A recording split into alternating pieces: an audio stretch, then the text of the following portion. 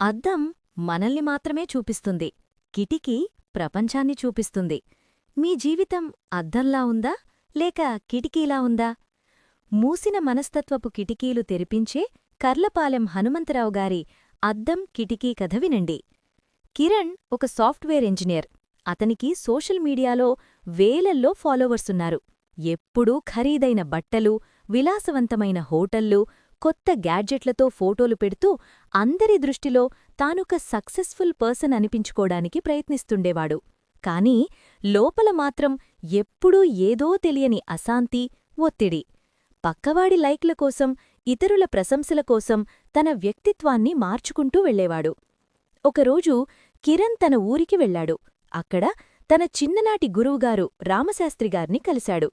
మాటల సందర్భంలో కిరణ్ తన ఫోన్లోని ఫోటోలు చూపిస్తూ, చూడండి సార్, నేను ఎంతలా ఎదిగానో, నా లైఫ్ ఎంత బాగుందో అని గొప్పగా చెప్పుకున్నాడు.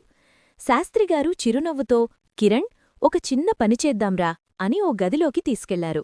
అక్కడ గోడకు ఒక పక్కన అద్దం, మరో పక్క కిటికీ ఉన్నాయి. కిరణ్, అద్దంలో ఏం కనిపిస్తోంది అని అడిగారు. నా రూపమే కనిపిస్తోంది సార్ అన్నాడు కిరణ్. సరే, ఇప్పుడా కిటికీలోంచి చూడు ఏం కనిపిస్తుందో. బయట అందమైన తోట, పక్షులు, కష్టపడి పనిచేస్తున్న మనుషులు కనిపిస్తున్నారు సార్ అన్నాడు. శాస్త్రిగారు ఇలా వివరించారు. నిజమైన వ్యక్తి వికాసమంటే అద్దంలాంటిది కాదు కిరణ్. అద్దం కేవలం నిన్ను మాత్రమే చూపిస్తుంది. నిన్ను నువ్వు అలంకరించుకోవడానికి మాత్రమే పనికొస్తుంది. కాని వ్యక్తిత్వం కిటికీలా ఉండాలి. అది లోకాన్ని చూడాలి, ఇతరుల కష్టాన్ని, అవసరాల్ని గుర్తించాలి. అప్పుడే నీకు నేను అనే అహంకారం పోయి మనం అనే భావన కలుగుతుంది. నువ్వు సోషల్ మీడియాలో చూపించేది కేవలం అద్దంలాంటి నీ బయటి మెరుగు మాత్రమే. నీలో ఉన్న సహనం, పట్టుదల, సమాజం పట్ల బాధ్యత పెరిగినప్పుడే నీ వ్యక్తి వికాసం పూర్తవుతుంది.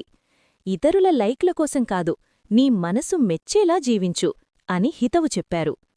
ప్రదర్శన కంటే ప్రవర్తన ముఖ్యం. పోలిక కంటే పరివర్తన ప్రధానం.